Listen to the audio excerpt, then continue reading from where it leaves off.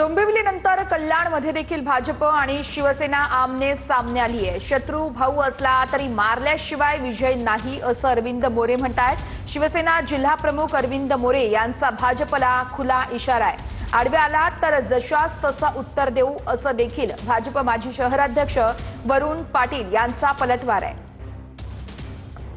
सर्व पॅनल हा शिवसेनेचा पॅनल आहे, पालिकेला शिवसेनेचा आहे। एक सीट सुद्धा भारतीय जनता पक्षाला भेटू शकत नाही, कारण का महाभारत झालं, भावाभावामध्ये झालं।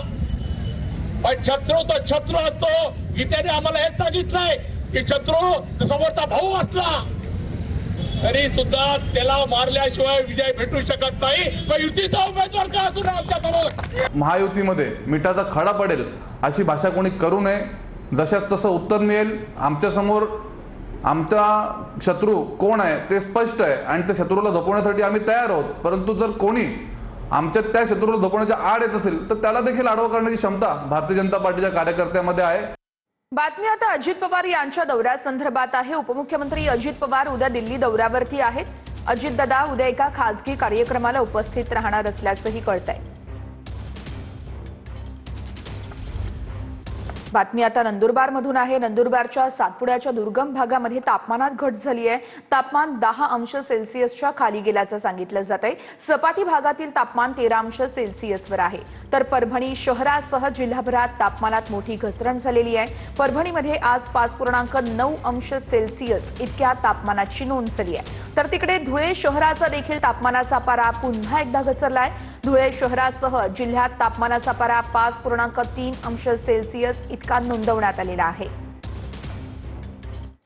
बातमी महत्त्वाची आहे। ठाकरेंच्या शिवसेनेच्या बैठकीमध्ये शेतकऱ्यांच्या मुद्द्यावर चर्चा झाली आहे। आज सकाळी 9:30 वाजता ही चर्चा केली जाणार आहे। विधानभवनाच्या पायऱ्यांवरती आंदोलन केलं जाणार आहे। सोयाबीन प्रश्न, शेतकरी कर्जमाफी, तपोवन वृक्षतोड यावर आज आंदोलन केलं जाईल।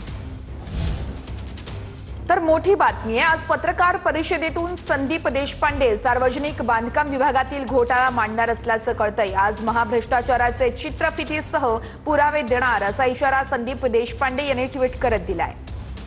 बातमी अतिशय मोठी आहे। महापालिका निवडणुका पुढील आठवड्यात जाहीर होण्याची शक्यता वर्तवली जाते। सोमवार किंवा मंगळवारी तारीख जाहीर होण्याची शक्यता आहे। पुढील आठवड्यात राज्य निवडणूक आयोगाची पत्रकार परिषद होण्याची देखील शक्यता वर्तवली जाते। या संदर्भात अधिक अपडेट्स देत आहेत निवृत्ती बाबर, आमचे प्रतिनिधी आहेत आपल्यासोबत। निवृत्ती, नेमकी कधी अधिकृत घोषणा होण्याची शक्यता आहे महापालिका निवडणुकांची? नक्कीच आपण जर पाहायला गेलं तर काही दिवसांपूर्वी स्थानिक स्वराज्य संस्थांमधल्या नगरपालिका आणि नगरपंचायतींच्या निवडणुका ज्या आहेत त्या पार पडल्या। काही निवडणुका ज्या आहेत ते 20 तारखेला पार पडतात, 21 तारखेला निकाल लागेल। परंतु सर्वांचं लक्ष लागलेलं आहे ते म्हणजे राज्यातील सर्व महानगरपालिकांचं, कारण की राज्यातील सर्वच महानगरपालिकांची मुदत संपलेली आहे। गेले ते 3 ते 4 वर्ष महानगरपालिकांच्या निवडणुका केव्हा होणार याकडे खरं तर सर्वांचं लक्ष आहे। आणि अधिवेशन संपल्यानंतर म्हणजे रविवारी अधिवेशनाचा शेवटचा दिवस आहे, त्याच्यामुळे सोमवारी किंवा मंगळवारी म्हणजे येत्या पुढच्या आठवड्यामध्ये राज्यातील महानगरपालिकांची घोषणा होऊ शकते अशी शक्यता जी आहे ती शक्यता वर्तवली जाते। सोमवारी किंवा मंगळवारी राज्य निवडणूक आयोगाच्या वतीनं अधिकृतपणे पत्रकार परिषद घेतली जाईल आणि या पत्रकार परिषदेमध्ये राज्यातील विविध महानगरपालिकांची त्यामुळे अधिकृत घोषणा कधी होते बघणं अतिशय महत्त्वाचं आहे। निवृत्ती, धन्यवाद दिलेल्या माहितीसाठी।